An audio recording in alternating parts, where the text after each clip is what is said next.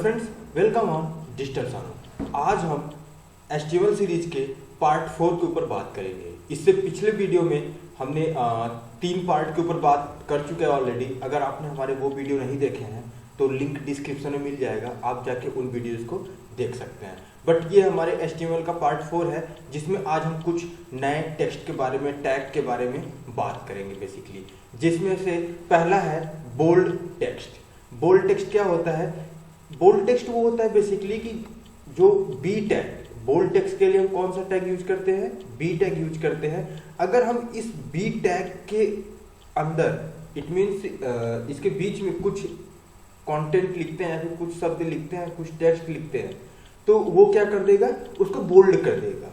जैसे ये हमारा क्या है? नॉर्मल है, बट यहाँ बी आपको थोड़ा सा हाईलाइटेड दिख रहा होगा, इट मीन्स ये हमने बोल्ड किया। उसी तरह अगर हमने यहाँ पे सपोज फॉर एग्जांपल दिया है, हमने एक पैराग्राफ लिया है, पैराग्राफ में हमने कंटेंट दिया है the following word usage a bold.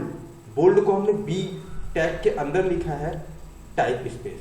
तो ये हमारा एक नॉर्मल पैराग्राफ था, बट हमने इसमें बोल्ड को बी टैग के अंदर लिखा है। तो ये कैसा हमें शो होगा, आइए एग्जाम्पल के थ्रू देखते हैं। तो ये हमारा बेसिकली क्या है कि एग्जाम्पल है, जिसमें टाइटल रख दिया है कि बोल्ड टेक्स्ट एग्जाम्पल, और बॉडी टैग के अंदर हमने पी टैग लिया है, जिसके अंदर हमने क्या लिया है कि the following words uses a bold type space. But हमने बोल्ड क्या किया है? बी टैग के अंदर लिया है। तो ये कैसा प्रिंट होगा, आइए रन करके देखते हैं। तो जैसा कि मैं यहाँ पे जूम कर देता हूँ थोड़ा, तो जैसा कि आप देख पा रहे होंगे यहाँ पे, तो ये क्या हो रहा है कि the following word usage a bold type space. तो बोल्ड क्या है? बोल्ड हो गया है। इट मीन्स ये क्यों हुआ है बोल्ड? क्योंकि हमने यहाँ पे बी टैग यूज किया। अगर हमने यही बी टैग टाइप स्पेस के पास लगा दिया होता तो ये कैसा शो होता फिर? तो हमने यहाँ से बी टैग ओपनिंग और क्लोजिंग टैग हटाया यहाँ बोल्ड से, और हमने इसको कहाँ पे लगा दिया? टाइप स्पेस पे। ओके, और यहाँ से कंट्रोल एस किया और हमने इस पेज को रिप्लेस किया। तो आप देख रहे हैं जो हमारा टाइप फेस है, ये हमारा क्या हो गया? बोल्ड हो गया। तो हमारे ये बोल्ड टैग का मतलब ही यही होता है, अगर हमें किसी भी वर्ड को, कैरेक्टर को या फिर कंप्लीट सेंटेंस को बोल्ड करना है तो हमें वो किसके अंदर लिखना पड़ेगा? बी टैग के अंदर लिखना पड़ेगा।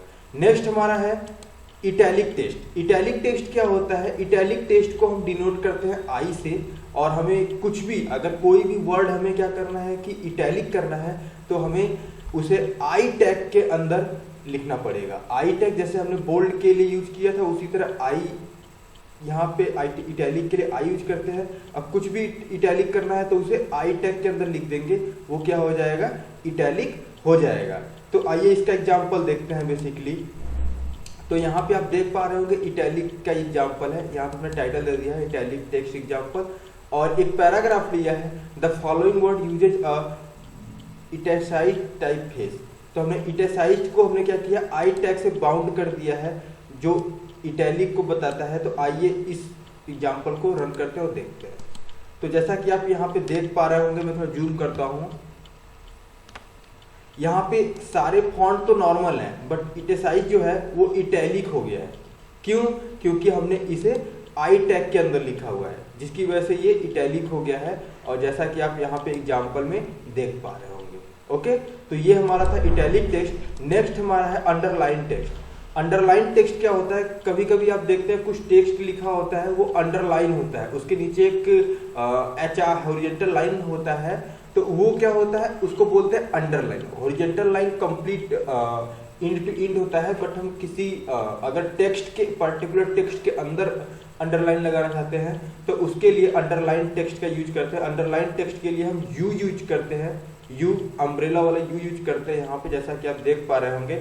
और इसके लिए भी क्या करते हैं कि अगर हमें किसी टेक्स्ट को अंडरलाइन करना है तो हमें उसे यू टैग के बीच में लिखना होता है। मतलब क्लोजिंग और ओपनिंग यू टैग के अंदर जो भी चीजें लिखेंगे वो क्या हो जाएगा? हमारा अंडरलाइन हो जाएगा।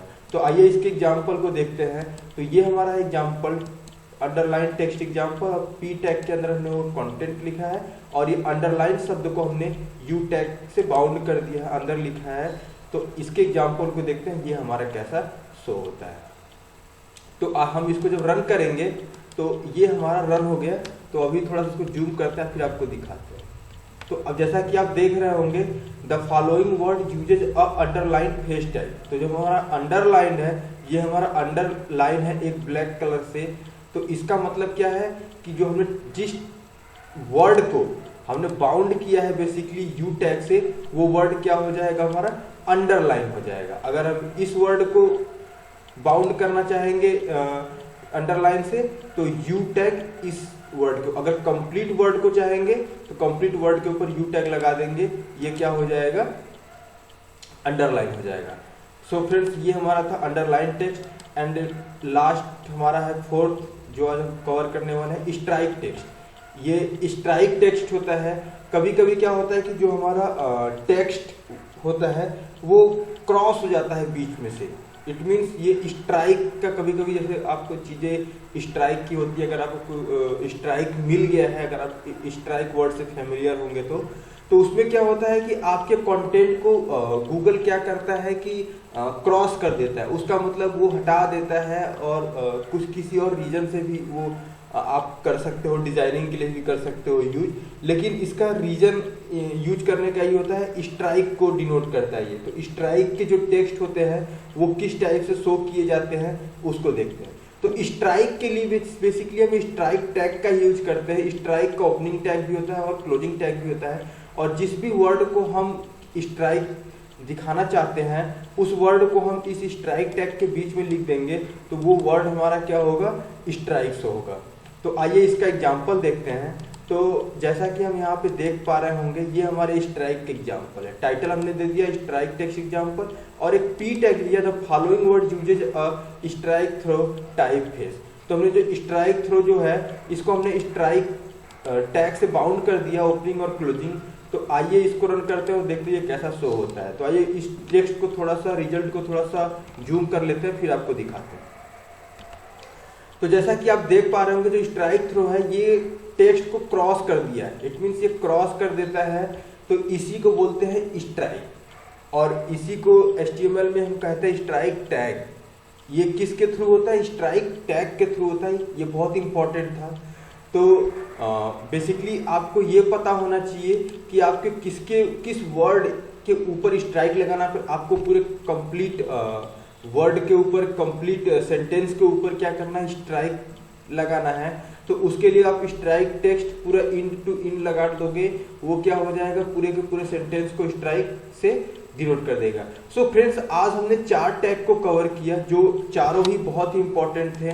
पहला जिसमें था बोल्ड टेक्स्ट, दूसरा था इटैलिक टेक्स्ट, तीसरा था अंडरलाइन टेक्स्ट, और चौथा था स्ट्राइक टेक्स्ट। ये चारों ही बहुत इंपॉर्टेंट है, क्योंकि चारों ही बहुत डेली, अगर आप एक टेक्निकल गाय हैं, अगर इस फील्ड से बिलोंग करते हैं, तो आपको डेली, अप्रॉक्स डेली ये टैग आप यूज करेंगे।